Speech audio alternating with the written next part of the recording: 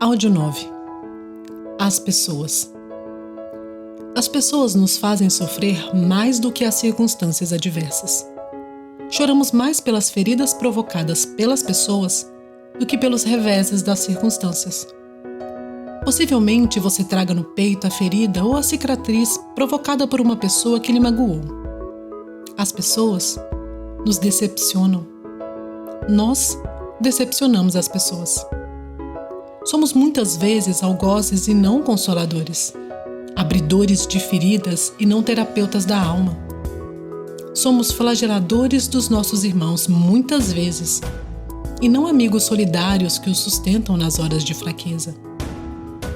Somos capazes de chorar algumas vezes condoídos com a dor dos nossos irmãos, como os amigos de Jó, para logo depois atingi-los impiedosamente com nossas palavras ferinas e acusações descaridosas.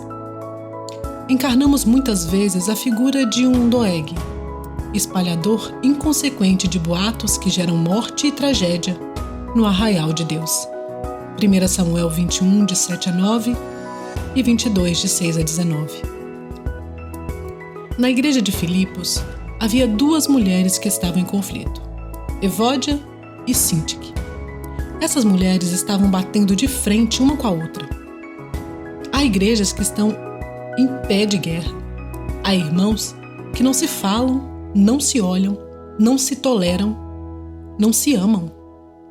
Reúnem-se no mesmo lugar, cantam os mesmos hinos, escutam o mesmo pastor, participam da mesma ceia, cantam no mesmo coral, mas são inimigos.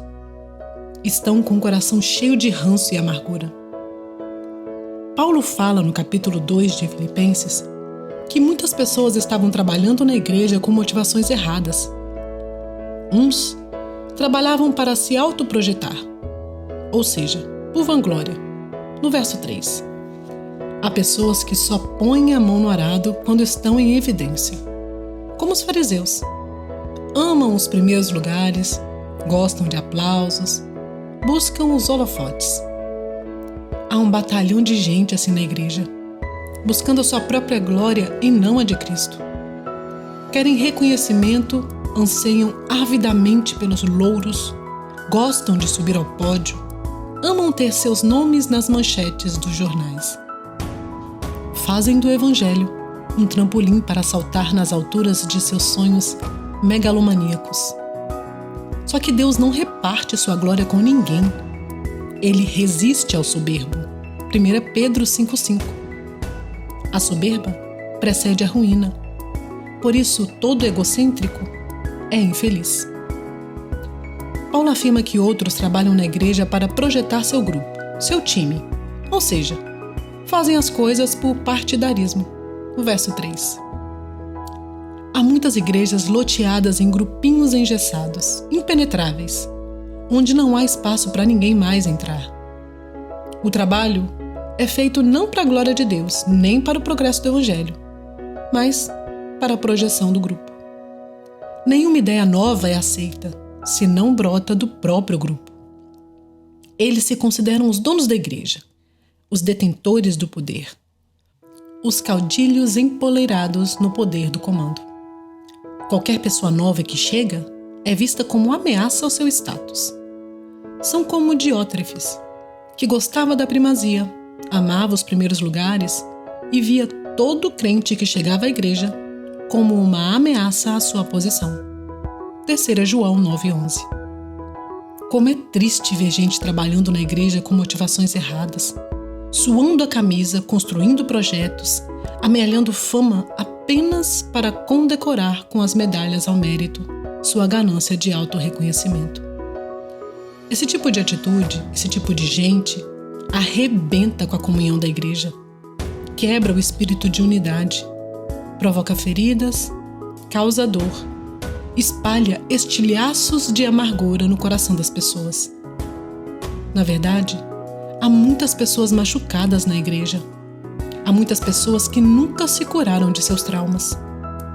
Há aqueles que são vítimas de injustiça, de críticas impiedosas, de calúnias devastadoras.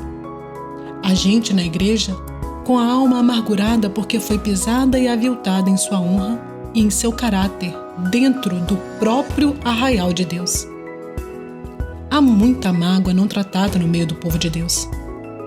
Há muita gente sufocada por ressentimentos quase ao ponto de explodir. Há muita gente nutrindo no coração um ódio que cospe fogo como um vulcão. O pastor Enéas Tognini, grande avivalista brasileiro, há cerca de 20 anos, ao percorrer nossa pátria, visitando e pregando em centenas de igrejas, chegou à conclusão que o pecado mais constante e presente nessas igrejas era o pecado do ódio. Em minhas andanças pelo Brasil, pregando a palavra de Deus, conversando com as pessoas, ouvindo líderes, aconselhando pessoas, percebo de igual forma que este problema ainda continua. As pessoas hoje estão entupidas de ressentimento. Há guerra dentro do lar.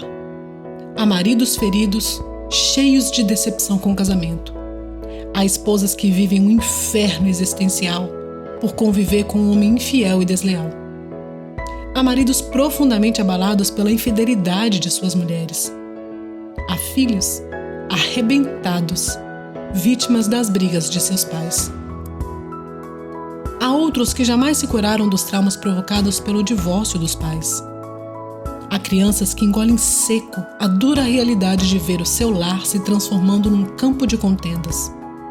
Sim, a família está em crise. A alegria está sendo roubada da família.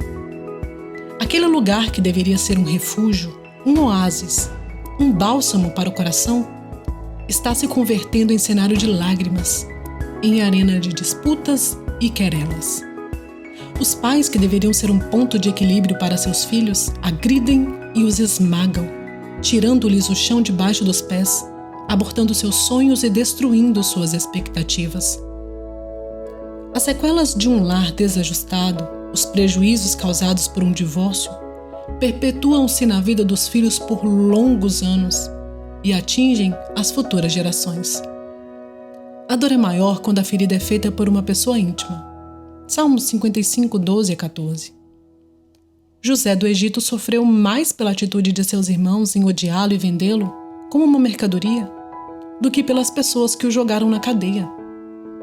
Jesus expôs com maior gravidade o pecado de traição de Judas com um beijo falso do que os açoites e golpes que os soldados romanos lhe desferiram. Davi sofreu mais com a injusta perseguição do seu sogro Saul do que pela fúria de exércitos inimigos que o perseguiam. Há muitos líderes da igreja machucados.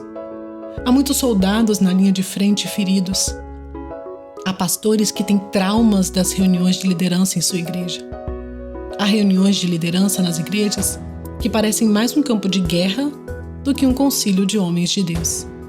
E ainda, com um agravante, as pessoas ferem os próprios aliados.